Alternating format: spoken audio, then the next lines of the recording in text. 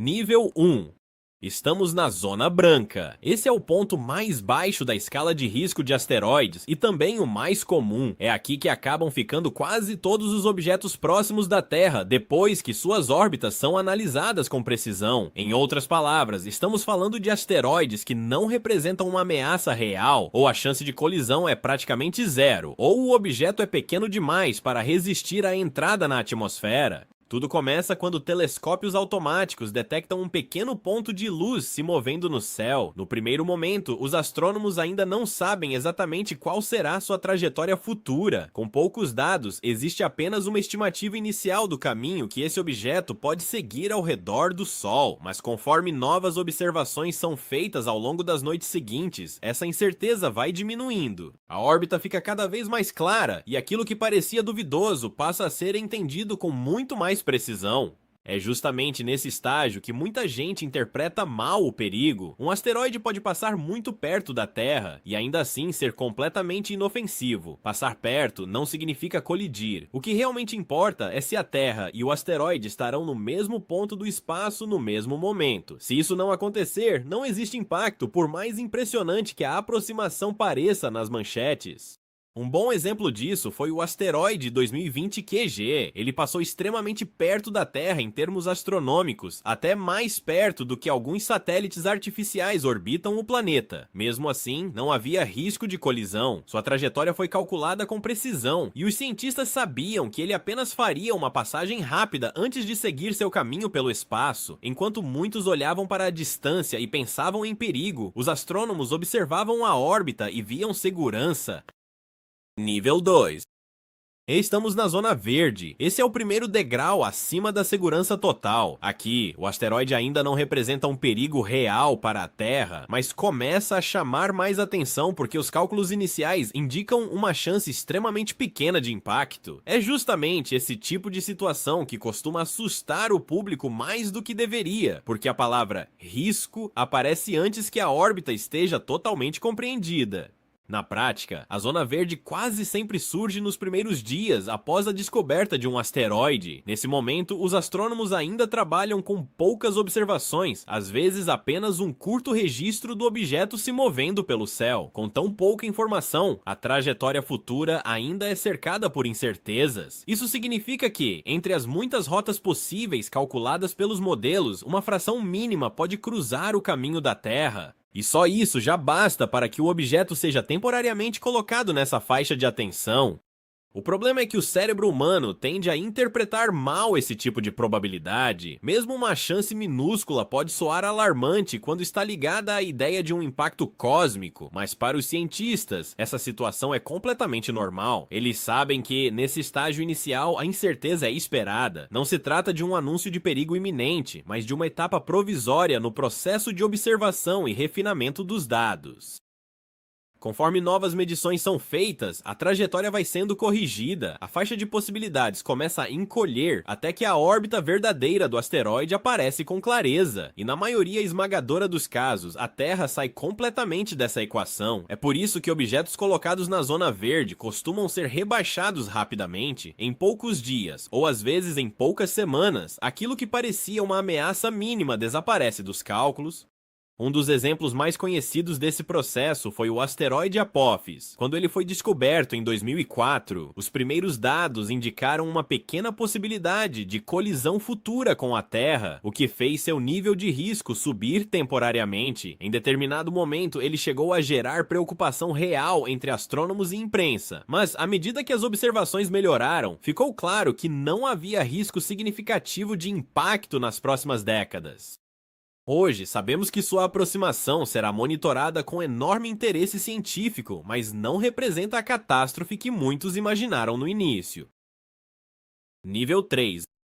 Estamos na Zona Amarela. É aqui que a escala deixa de ser apenas um registro técnico de objetos em observação e passa a entrar em um campo de vigilância séria. Os asteroides nessa faixa ainda são improváveis de atingir a Terra, mas já merecem atenção especial, porque, se o impacto acontecer, as consequências podem ser significativas. Não estamos mais falando de um simples susto estatístico. Estamos falando de objetos que exigem monitoramento constante, revisão internacional dos cálculos e acompanhamento muito mais rigoroso. Na zona amarela, o risco continua sendo incerto, mas já não é irrelevante. Em níveis mais baixos dessa faixa, o cenário ainda lembra uma versão mais preocupante da zona verde. Um asteroide faz uma passagem mais próxima do que o normal e os dados iniciais apontam uma pequena possibilidade de colisão. Só que agora essa possibilidade começa a ganhar peso porque o tamanho do objeto e a energia envolvida no impacto tornam a situação mais séria.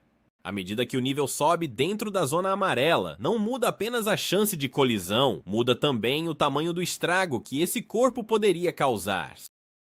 Um objeto nessa faixa pode ser capaz de provocar destruição localizada, especialmente se atingir uma área habitada, ou devastação regional, dependendo do seu tamanho, da velocidade e do local do impacto. E prever isso não é simples. A trajetória de um asteroide pode sofrer alterações sutis ao longo do tempo, principalmente quando ele passa perto da Terra ou de outros planetas. Um encontro relativamente distante hoje pode influenciar decisivamente um encontro futuro, anos ou décadas depois.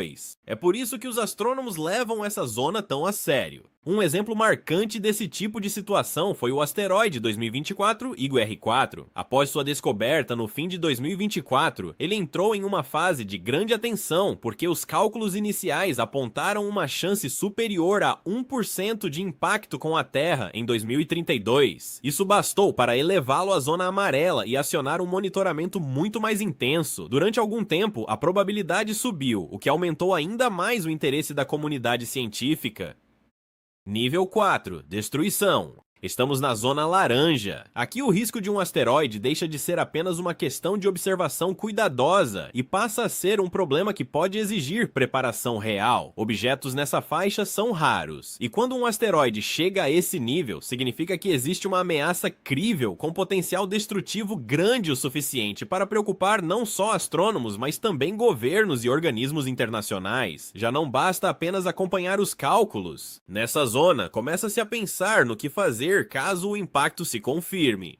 A zona laranja reúne cenários em que a probabilidade de colisão ainda não é certeza absoluta, mas o tamanho do objeto e a energia envolvida já colocam a Terra diante de consequências severas. Estamos falando de asteroides capazes de provocar devastação regional em escala enorme, destruindo áreas equivalentes a estados ou até países inteiros, dependendo do local da queda.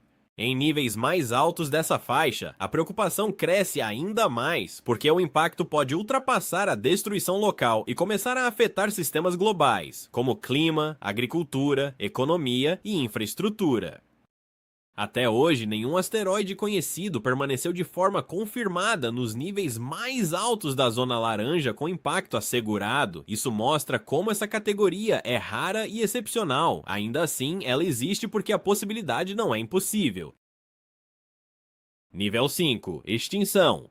Estamos na zona vermelha. Esse é o estágio mais grave de toda a escala. Aqui, o impacto deixa de ser apenas uma possibilidade monitorada e passa a ser uma colisão confirmada. A única dúvida já não é mais se o asteroide vai atingir a Terra, mas sim o tamanho da destruição que ele vai causar. É nessa zona que a humanidade deixaria de olhar para o céu com curiosidade e passaria a encarar um desastre inevitável. Na zona vermelha, os níveis mais baixos ainda falam de devastação colossal, mas localizada ou regional. Um impacto sobre o continente poderia arrasar áreas inteiras por centenas de quilômetros ao redor do ponto de colisão. Cidades desapareceriam em segundos. Florestas seriam incendiadas. A onda de choque destruiria estruturas a enormes distâncias. Se o impacto acontecesse no oceano, o cenário também seria catastrófico, com tsunamis gigantescos atravessando bacias oceânicas inteiras e atingindo litorais em diferentes partes do planeta. É no topo da zona vermelha que entramos no cenário de extinção. Aqui estamos falando de um impacto tão extremo que ele teria capacidade de mudar o clima do planeta por um longo período, incendiar áreas imensas, interromper cadeias alimentares e ameaçar a própria continuidade da civilização. Oceanos poderiam gerar deslocamentos gigantescos de água. Nesse ponto, não seria mais apenas uma catástrofe humana, seria um evento planetário. Tudo o que sabemos sobre impactos desse porte vem principalmente do passado profundo da Terra. O exemplo mais famoso é o asteroide associado à extinção dos dinossauros não aviários, um evento que alterou o rumo da vida no planeta para sempre. Obrigado por assistir! Se chegou até aqui, já sabe o que fazer.